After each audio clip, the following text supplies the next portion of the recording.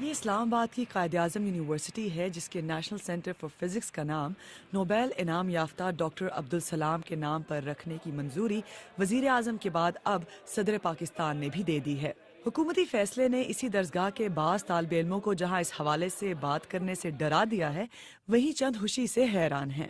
یہ بہت پہلے ہونا چاہیے تھا اور جب ان کو ایوارڈ ملا تھا تبھی دے دینا چاہیے تھا، لیکن یہ بہت لیٹ ہوا ہے۔ اگر ریزسٹنس آ رہا ہے تو اس ریزسٹنس تو آتے رہیں گے، ہر اچھے کام پہ آتے ہی ہیں۔ انوینشنس کی تو آپ اگر اس میں کے ریپلیسمنٹ میں آپ انہیں کوئی دینا چاہ رہے ہو،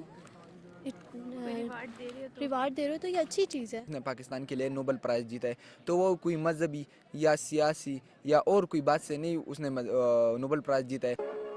ڈاکٹر عبدالسلام کی فزکس کے شعبے میں خدمات کے اعتراف میں 1979 میں انہیں نوبیل انعام سے نوازا گیا تھا۔ ڈاکٹر عبدالسلام پاکستان کے نیوکلیئر پروگرام کے روحانی بانی بھی مانے جاتے ہیں۔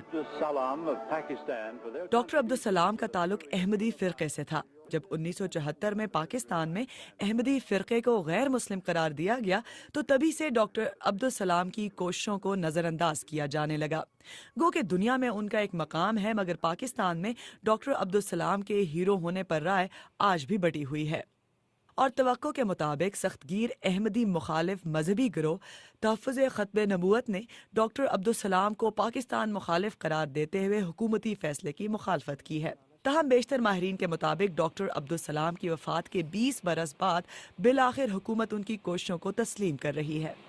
یہ ہماری بڑی بدقسمتی ہے کہ مذہبی تعصب اور تنگ نظری کی وجہ سے ان کو پاکستان میں پہچانا نہیں جاتا اور ان کو اپنا جائز مقام نہیں دیا گیا ہے۔ اب ہمیں یہ تو نہیں دیکھنا چاہیے کہ ایک سائنسدان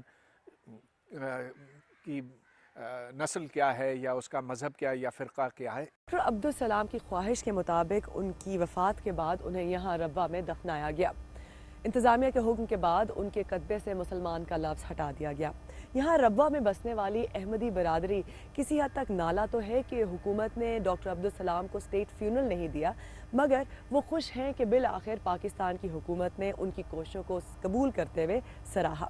لیکن انہیں یہ خدشہ بھی ہے کہ چند مذہبی گروہوں کے دباؤ میں آ کر حکومت اپنا فیصلہ واپس نہ لے لے۔ Iram Abbasi, BBC news, Chenab Nagar.